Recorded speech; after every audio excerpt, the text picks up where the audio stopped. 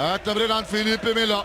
فيليبي ميلا يتقدم الكرة. فيليبي ميلا كرة باتجاه يوفيتيتش. كنترول اليو يلعب كرة على بيريزيتش. بيريزيتش خطيرة رأسية في المرمى. الليتر ساشل ليتر عن طريق إيكاردي. إيكاردي يخطف كرة ويضعها في المرمى.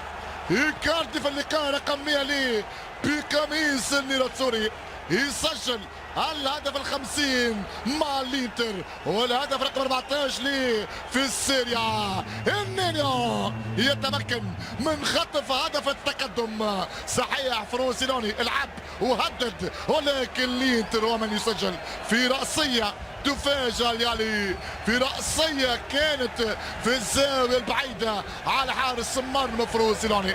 إيكاردي بضربة رأسية محكمة يضع الكرة في المرمى ويمنح النيراتسوري تقدم مهم ومهم جدا. التقدم للإنتر 1.